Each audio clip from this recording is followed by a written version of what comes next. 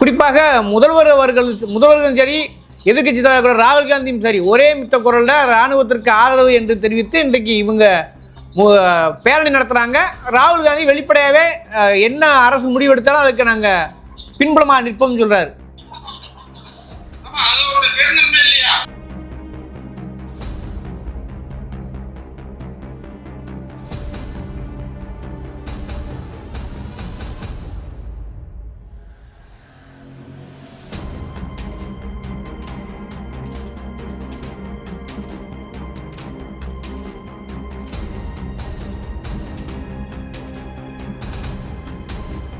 இப்ப பாரதிய ஜனதாவுக்கும் திமுகவுக்கும் உள்ள கருத்து வேறுபாடு தமிழக மக்களுக்கும் தெரியும், இந்திய அரசியலையும் தெரியும். இப்ப மோடிஜி அவர்கள் பாகிஸ்தானை எதிர்க்கிறப்ப அந்த கருத்து வேறுபாடெல்லாம் மறந்து அவர் கரத்தை வலு சேர்க்கறதுக்கு தாங்க பேரணி இந்திய ராணுவத்துக்கு. அவர் வச்சுக்குருவார் மோடிஜியை கூட இந்திய ராணுவத்துக்கு வலு சேர்க்கிறார்ல, அவருக்குள்ள நிகழ்ச்சியா பேசுறிய நீ அவர்களா கால் தூசி பரப்ப. மக்கள் சக்தி வேணும்.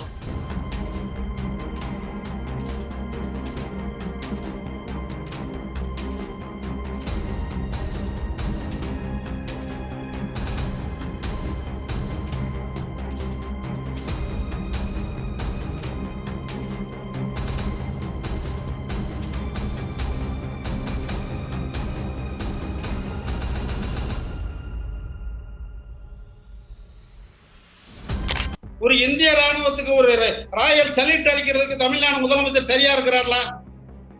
தமிழ் பெருமக்கள் சரியா இருக்கிறாங்க? தமிழக அரசு அதிகாரிகள் சரியா இருக்கிறாங்களா? அப்ப இந்திய ராணுவம் என்ன செய்தோ அதை ஆமோதிக்கிற மாதிரி ஆதரவு கொடுக்கறாங்களா இல்லையா? இந்தியா முழுக்க கிட்டத்தட்ட 99% இந்தியாவுக்கு ஆதரவா இருக்கின்ற நேரத்திலே இலவு வீட்டுல அரிசி திங்கிறவங்க இவங்க போறாங்க, சாவு வீட்டுல அரிசி. அப்ப நீங்க சொல்ற பாயிண்ட் ஆஃப் பார்த்தா சீமான் மீது தேச துரோக வழக்கு பாய்வதற்கான வாய்ப்பு இருக்கான்னு இருக்கிறேன். கண்டிப்பா இருக்கணுங்க, கண்காணிக்கணுங்க. அவரை மட்டும் இல்லைங்க, நான் சொல்றது அவரை மட்டும் இல்ல.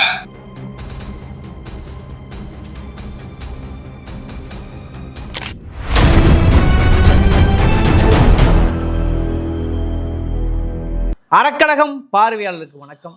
இன்னைக்கு நம்ம சந்திக்கிற அரசியல் ஆளுமை புரட்சிகர பாரதிய கட்சியின் தலைவர் திரு ராமுத்தேவர் அவர்கள். இவர் பசுரு முத்துலாமணியத்தோடைய முடிசூடா மன்னனுடைய புத்தகத்தோட உரிமையாளர் ஏஆர் பெருமாள் பேரன் அவர்கள். அவரை சந்திக்கிற வாருங்கள் சார். வணக்கம். இன்னைக்கு பாகிஸ்தானுக்கும் இந்தியாவுக்கும் மிகப்பெரிய போர் போயிட்டு இருக்க விவரம் உங்களுக்கு தெரியும் நான் நம்புறேன். இதற்கிடையே பல நேரங்களில் பார்த்தீங்கன்னாக்கா அந்த பாகிஸ்தானுக்கு ஆதரவு, இந்தியாவுக்கு ஆதரவு, அது ஒரு அரசியல் போக்காகவும் பேசப்படுகிறது. முதல்ல இந்த போரை எப்படி புரிஞ்சுக்கிறீங்க நீங்கள்?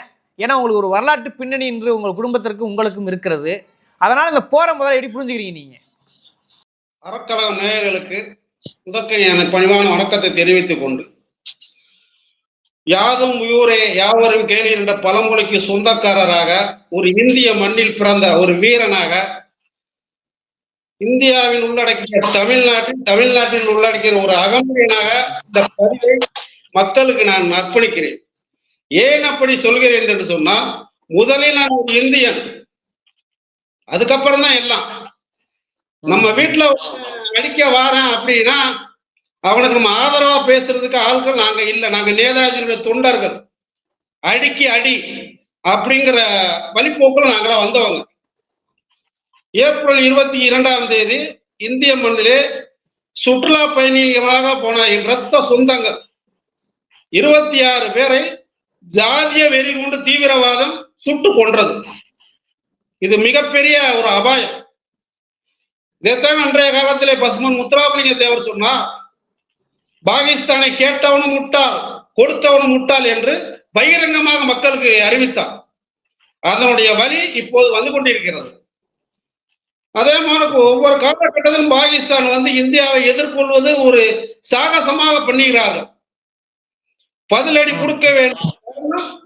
இதோட முடிவரை பாகிஸ்தானுக்கு முடிவரை. ஏன் அப்படி சொல்லுகிறேன் சொன்னா, பாகிஸ்தானில் அந்த 26 இந்திய மக்களை தொப்புள் கொடி உறவாக இந்தியர்களை கொன்றது அத்தனை பேரும் பாகிஸ்தானுடைய முஸ்லிம் தீவிரவாதிகள். நான் அனைத்து முஸ்லிம் மக்களையும் சொல்லக்கூடாது. பாகிஸ்தான் உள்ள அப்பாவி மக்கள் இதுக்கு வந்து பொறுப்பேற்க முடியாதுல்ல. அந்த மதத்தில் உள்ள சில தீவிரவாதிகள் தானே பொறுப்பேற்க முடியும். அதான் சொல்றேன். பாகிஸ்தான் உள்ள அனைத்து மக்களையும் குறை கூற முடியாது. நம்முடைய இரத்த உறவான 26 இந்தியர்களை கொன்றது முஸ்லிம். தீவிரவாத முஸ்லிம் தானே. தீவிரவாதம் பண்றோம் தானே. அந்த தீவிரவாதத்துல கொன்னது யாரு இருக்காங்களா? இந்துக்கள் இருக்காங்களா? கிறிஸ்தவர்கள் இருக்காங்களா? யாரு செஞ்சார்களோ அவங்களை பகிரங்கமா சொல்ல பயம் ஏது? பயப்பட வேண்டிய இனத்திலே நாங்கள் இல்லை. இந்தியனாக பேசுகிறோம், தமிழனாக பேசுகிறோம். இதுக்கு வந்து இந்த தேவையில்லை. நான் என்ன கேட்கிறேன்னா, இப்போ வந்து 9 முகாம்கள் தீவிரவாத முகாம்கள் அளிக்கப்பட்டிருக்கு. இந்தியாவும் தெளிவா சொல்லுது. என்ன சொல்றாங்கன்னா, நாங்கள் முஸ்லீம் அப்பாவி மக்களையோ முஸ்லீம் ராணுவம் எங்களுக்கு குறிக்கோள் அல்ல, குறிப்பாக தீவிரவாதிகள் தான் எங்களுக்கு குறிக்கோள். அந்த ஆபரேஷன் முடிவரை தொடரும்ன்றாங்கல்ல, தெளிவா டிக்ளேர் பண்றாங்கல்ல. அதான் சொல்றான். இப்ப ஒவ்வொரு காலகட்டத்திலும் பாகிஸ்தான் இந்தியாவை அடித்து ஒரு சாகசம் செய்தது போல அவங்க சுத்தரிக்கிறாங்க. இப்ப இந்த காலகட்டத்துல சுற்றுப்பயணம் போன ஆளுகளை சுட்டு கொள்றதுக்கு அவங்களுக்கு என்ன வெறி? இதையே அரசு சின்ன உதாரணமாக இன்னைக்கு தமிழகத்திலே தமிழ்நாடு முதலமைச்சர் அவர்கள் இந்திய ராணுவத்துக்காக வெற்றிகரமாக ஒரு பேரணியை நடத்தி கொண்டிருக்கிறார்.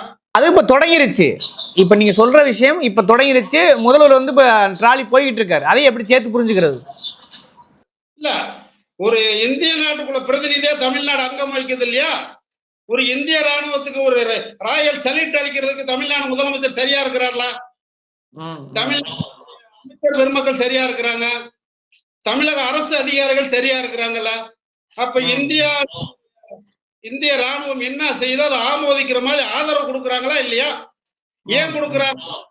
இந்திய மக்கள் இந்த நேரம் ஒற்றுமையோடு இருக்க வேண்டும் என்பதற்காக, ஒரு உற்சாகப்படுத்துவதற்காக. இதை தடுத்து சொல்லுங்க. அல்ல, குறிப்பாக முதல்வர்களும் சரி, எதிர்கட்சி தலைவர் ராகுல் காந்தியும் சரி, ஒரே மித்த குரல்ல ராணுவத்திற்கு ஆதரவு என்று தெரிவித்து இன்றைக்கு இவங்க பேரணி நடத்துறாங்க. ராகுல் காந்தி வெளிப்படையாவே என்ன அரசு முடிவெடுத்தாலும் அதுக்கு நாங்க பின்புலமா நிற்போம் சொல்றாரு. இந்த நேரம் வந்து இவங்க அரசு இல்லை. இந்திய நாடை சுக்கும் பாகிஸ்தான் முடிவெடுத்த காரணத்தினாலே இந்தியாவின் அனைத்துமே இப்ப இந்திய அரசாங்கத்துக்கு ஆதரவு கொடுப்பதுதான் மனிதாபிமானம், பெருந்தன்மை. இதை நம்ம எதிர்கட்சியாக இருக்க அனைவரையும் தமிழக மக்களின் நாங்கள் சார்பாக, என்னுடைய தனிப்பட்ட சார்பாக அவர்களை தலை வணங்கி ராயல் சொல்லிட்டு அடிக்க வணங்குகிறேன்.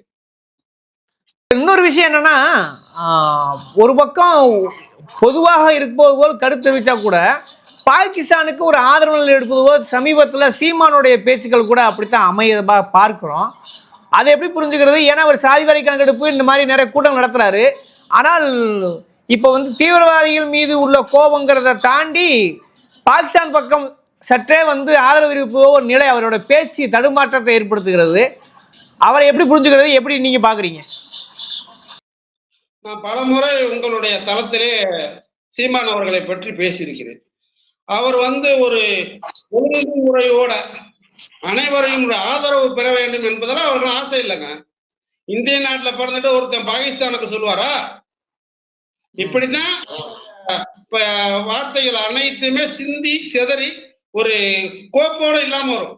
பாண்டியர்களுக்கு மறவர்களுக்கு சண்டை மறுபடியும் சொல்கிறேன் என்று சொன்னால் தேவருக்கும் தேவேந்திரனுக்கும் சண்டை இழுத்து விட்டவர் சீமா. இப்போது இந்திய அரசாங்கம் இத்தனை பேர் செத்து போயிருக்காங்கன்னு சொன்னா அந்த செத்து போனவங்களுக்கு ஆதரவா நம்ம மண்ணுல செத்து போயிருக்காங்கன்னு இல்லாம பாகிஸ்தானுக்கு ஆதரவு கொடுக்குறாரு. உதாரணத்துக்கு சொல்றேன், கோயம்புத்தூர்ல வந்து குண்டு வெடிப்புல அந்த ஒரு பாய் வந்து தீவிரவாதம் பண்ணாரு. அவருடைய இளவு வீட்டுக்கு வந்து எனக்கு அப்பான்னு சொல்றாரு. அப்ப நீ தீவிரவாதியா? தமிழக உள்துறையும் இந்திய உள்துறையும் அவரை கண்காணிக்க வேண்டும். இந்தியா முழுக்க கிட்டத்தட்ட 99% இந்தியாவுக்கு ஆதரவா இருக்கின்ற நேரத்திலே இளவு வீட்டுல அரிசி திங்கிறவங்க இவங்க போறாங்க, சாவு வீட்டுல அரிசி பண்றாங்க. தமிழ்நாட்டுல இருந்து அரசியல் பண்ணி தமிழ்நாட்டு மக்களையும் இந்திய அரசாங்கத்தையும் உட்படுத்தி அவங்க எல்லாம் வேணும்னு நினைச்ச மாதிரி இவங்க பேசலையே. என்னமோ இந்திய அரசாங்கம் இருக்கிற முஸ்லீமை பூரா அடிக்குதா? எவன் சுட்டான அவனை தான் பிடிக்குது, உனக்கே உரைக்குது. அப்ப ரத்தம் உனக்கு ஓடுதா? தீவிரவாதி ரத்தமா இருக்கு. நீங்க இந்திய அரசாங்கம் அவங்களெல்லாம் கண்காணிக்க வேணும். எல்லாரும் ஒற்றுமையா இருக்கிற காலத்துல அவங்க பிரிவினை பேசுவதுதான் இப்போது பூதாகரமா வந்து கொண்டிருக்கிறது. தமிழக முதலமைச்சர் ஒவ்வொரு மாநிலத்தின் உள்ள எதிர்கட்சியா இருக்கிற முதலமைச்சர்கள் கூட பாரத பிரதமர் அவர்களுக்கு ஆதரவு தெரிவித்து கரங்கள் ஒண்ணு சேர்த்து பெருமை கொள்கிறார்கள். இவங்களுக்கு என்ன இருக்கு? இவங்களுக்கு என்ன இருக்கு? ஒண்ணு கிடையாதுங்க. இப்ப சீமான் அவர்கள் பேசுறாரு, அவருடைய பேச்சுல கொஞ்சம் கூட நாகரிகம் இல்லாம ஒரு ஒழுங்குமுறையோட எல்லாரும் ஒரு பாராட்டு அளவுக்கு அவர் பேச்சு இல்லைங்க. அவங்க கட்சியில ஒவ்வொரு ஆளா போய்கிட்டு இருக்காங்க. விலகி போய்கிட்டு இருக்க நேரத்துலதான் அவர் சமூக நீதினு சொல்லி இருக்கிற ஜாதிக்காரன் பூரா ஒண்ணு சேர்க்கிறாருன்னு நான் மத்தவங்களை கூட பிறந்த அண்ணன் தம்பி போயிடாங்க, அண்ணன் தம்பி எல்லாம் கலந்துக்கிட்டாங்க, சந்தோஷம் தான். ஆனா இப்ப இவர் இப்படி பேசுறாரு, அவருக்கு அப்ப இந்தியாவுக்கு எதிராக அவர்கள உடன்பாடுல நீங்க எல்லாரும் கட்டுப்படுறீங்களா? இதுதான் என்னுடைய கேள்வி. வீணா அதுக்கு வழக்கம் சொல்லணும்ல. நாங்க அதுக்குத்தான் ஒரு என்னுடைய சகோதரர் எசக்கிராஜ சொல்லியிருக்காரு, விஷ செடி சீமான். அவர் சொல்ற ஒவ்வொரு வார்த்தையும் விஷம், பாய்சம். அவங்க தனிப்பட்ட கருத்து, சாதிக்காக பேசுறதை நம்ம ஒருபோதும் ஆதரிக்க முடியாது, அது வேற விஷயம். ஆனா சீமான் வந்து பாகிஸ்தானுக்கு ஆதரவாக நிற்கிறான்னு அப்படி ஒரு முடிவுக்கு வர முடியுமான்றேன். நான் பாகிஸ்தானுக்கு சொல்ல சொல்லுங்க. உதாரணத்துக்கு அவர் என்ன சொல்றாரு தெரியுமா? அது கொலையா? ஆந்திராவில என்னுடைய மக்கள் வந்து செம்மரக்கட்டையான சுடுறாங்க, சிங்களப்படை சுடுது. அவருக்குள்ள ஆதங்கத்துக்கு 1000 மடங்கு எங்களுக்கு ஆதங்கம் இருக்குங்க. என் மக்கள் தான் செத்துருக்கேன். முத வந்து வெறி பிடிச்ச நாயை அடிக்கணும், வெறி பிடிச்ச நாயை அடிக்கணும், அப்புறம் தான் தெருநாயை அடிக்கணும். புரியுதுங்களா? வெறி பிடிச்ச நாய் வந்தா ஒண்ணுமெல்லாம் போயிடும். அப்ப வெறி பிடிச்ச நாயை அடிக்கணும். இதெல்லாம் தெரிச்சண்டா தெருநாய்ங்க. தெருநாயை எப்ப அடிக்கணும்? அதுக்கும் இதுக்கும் சொல்றதா? ஒரு கோயில் கும்பாபிஷேகம் நடக்கிற மாதிரி ஒரு விஷயத்துல எல்லா மக்களும் ஒண்ணு சேர்ந்து பாகிஸ்தானை எதுக்கணும்னு சொல்ற நேரம், இவர் எப்பயும் போல சவுடாலா பேசிட்டு இருக்கிறது நேரம் இல்ல. இந்த பேச்சுல அவர் பேசக்கூடாது, வார்த்தையை குறைச்சுக்கிறணும், பேட்டியை குறைக்கணும். மைக்கு இருக்குங்கிறக்காண்டி எல்லாத்தையும் பேசக்கூடாதுங்க. நேதாஜியுடைய தொண்டன், முத்துராமலிங்க தேவருடைய பக்தன், இந்தியாவுக்கு ஒண்ணுன்னா துணிஞ்சு நாங்க நிக்கிறதுல முதல் நாளா நிற்போம். அன்றைக்கும் சரி இன்றைக்கும் சரி. இந்தியாவை ஒருவன் எதிர்க்கிறான் என்று சொன்னால் அவனும் எங்களுக்கு எதிரி, இதுல மாற்று கருத்து இல்லை. நேதாஜி அப்படித்தாங்க, முத்துராமலிங்க தேவர் அப்படித்தான் எங்களை வளர்த்திருக்காரு. இப்ப அதன் தொடர்ச்சியா தமிழக முதல்வர் வந்து பேரணி போறாரு இல்லையா, அதை வந்து மக்களுக்கு என்ன சொல்ல வர்றீங்க நீங்க? இப்ப போயிட்டு இருக்காருல்ல. இப்ப பாரதிய ஜனதாவுக்கும் திமுகவுக்கும் உள்ள கருத்து வேறுபாடு தமிழக மக்களுக்கும் தெரியும், இந்திய அரசியலையும் தெரியும். இப்ப மோடிஜி அவர்கள் வந்து பாகிஸ்தானை எதுக்குறப்ப அந்த கருத்து வேறுபாடெல்லாம் மறந்து அவர் கரத்தை வலு சேர்க்கறதுக்கு தாங்க பேரணி இந்திய ராணுவத்துக்கு.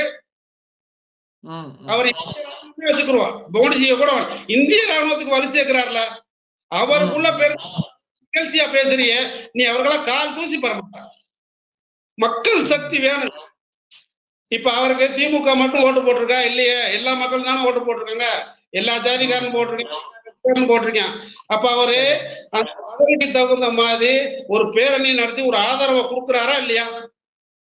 கருத்து வேறுபாடு இந்த நேரம் அப்படி இருக்க கூடாதுன்னு நான் சொல்லுவாரு. இது அரசியலுக்கு அப்ப இந்த வேலையை பார்க்கணும். அவர்களா சீமானுக்குள்ள ஆதங்கத்துக்கு மேல எல்லாருக்கும் ஆதங்கம் இருக்குங்க. அப்ப சீமான் அரசியல் சிலையா? சீமான் இதுலமா அரசியல் தேசிய விஷயத்துல, ஒரு தேச பாதுகாப்பு விஷயத்திலுமா சீமான் அரசியல் சிலையா எடுத்துக்கிறது? ஆமாண்ணே, இந்திய அரசியல் அமைப்பு இறையாண்மையா அவர் பேசுறாரு. வேலூர் மாவட்டத்துல பாகிஸ்தானுடைய போருக்கு சிறு வயது குழந்தை பள்ளிக்கு கொடுத்தாங்க, பெற்றோர்கள் கொடுத்த காசை இந்திய போருக்கு கொடுக்குது. நீ எல்லாம் என்னத்துக்கு லாய்க்கு அவரு? அந்த சிறு பிள்ளைய பார்த்து கூட நீ திருந்த வேணாமா? சிறு பிள்ளைக்கு வந்து இந்திய ரத்தம், தமிழ்நாட்டின் ரத்தம் அன்பளிப்பு கொடுக்குற அளவுக்கு அந்த பொண்ணு அந்த பையனுடைய வளர்ச்சிக்கு நீ எல்லாம் ஒரு கால் தூசி பெறுவியா? உதாரணம் அப்படித்தாங்க சொல்ல முடியும் அவருக்கு. கிட்டத்தட்ட 99 விழுக்காடு 99.99 விழுக்காடு இந்தியாவுக்கு தான் ஆதரவா இருக்கு. அந்த ஒரு சில அப்ப நீங்க சொல்ற பாயிண்ட் பார்த்தா சீமான் மீது தேச துரோக வழக்கு பாய்வதற்கான வாய்ப்பு இருக்கான்னு இருக்கிறேன். கண்டிப்பா இருக்கணுங்க, கண்காணிக்கணுங்க. அவரை மட்டும் இல்லைங்க, நான் சொல்றது அவரை மட்டும் இல்ல, இந்திய தேசத்துக்கு எதிராக யார் குரல் கொடுத்தாலும் பதிவுகள் போட்டாலும் இந்திய அரசாங்கமும் தமிழ்நாடு உளவுத்துறை கண்காணிங்க. இன்னைக்கு அங்க பேசுற நாளைக்கு உங்களை செய்ய மாட்டாருன்னு என்னங்க நிச்சயம்? இதைத்தாங்க நான் அன்னைக்கு உங்க ஊடகத்துல சொல்லியிருக்கேன். இவரு ஒரு விஷ கிருமி. ஒவ்வொரு தகுந்த மாதிரி அவர் பேசி சண்டை இருப்பாருங்க. இன்னைக்கு நீங்க இந்தியாவுக்கு அவர் ஆதரவு கொடுக்கல, நாளைக்கு தமிழ்நாட்டு உங்களுக்கு கொடுக்க மாட்டாரு. தமிழ்நாட்டுக்கு ஒரு எதிர்ப்பா தானே இருப்பாரு. அவருடைய அப்படின்னா அரசியலுக்கு அப்பாற்பட்டு காமிங்க. இந்த நேரம் வந்து இந்தியாவுக்கு கை கொடுக்கிற வந்து ஒரு இந்திய பிரசித்தி. இந்தியாவுக்குள்ள இருக்கிறது தானே தமிழ்நாடு. தமிழ்நாடு ஒரு தனி. அப்ப வந்து அதுக்கு தான் நாங்க சொன்னோம், இந்திய பாரதம் எங்கள் தாய். இந்தியாவுக்குள்ள நாங்க இருக்கிறோம். இந்தியாவுக்கு கட்டுப்பட தமிழ்நாடு இருக்கு. அப்ப நீங்க யார பேசணும்? மேல இருக்கிற கோயிலை தானே கும்பிட்டு கருவறையில நீங்க சாமி கும்பிடணும். தேசத்தையும் தெய்வீகத்தையும் இரு கண்களாக பாவித்த பசும்பன் தேவர் வழியில் வந்தவர்கள் நாங்கள். தேசத்துக்கு ஒரு துரோகி என்றாலும் தெய்வீகத்துக்கு ஒரு துரோகி என்றாலும் முதலாளாக நிற்பது தேவருடைய திரு தொண்டர்கள் என்பதை நான் இந்த நேரத்திலே பதிவு செய்ய கடமைப்பட்டுக் கொள்கிறேன். இந்தியாவுக்கு எதிராக எவன் முன்னாடி வந்தாலும் அவனுக்கு எதிராக பேசுவதிலும் எதிராக களத்தில் நிற்பவர்களும் போரிட்டு வீரமரணம் அடைந்த ஒரு இனம் இந்த தமிழ் இனத்தில் ஒரு முக்குலத்தோர் இனம் என்பதை மறக்க வேண்டும். நீங்க அது சமூகத்தோட பின்புலத்திலையும் சிலதை சொல்றீங்க, நேதாஜியை உதாரணம் காட்டுறீங்க. உங்களுடைய தேசப்பற்றையும் அதுக்கு சீமான் சார்ந்த விமர்சனத்தையும் அப்படியே மக்கள் மறைக்க விட்டுவிடுகிறேன். இந்த விவாத சூழல் அறக்களத்துக்கு நேரம் ஒதுக்கிறோம். நன்றி.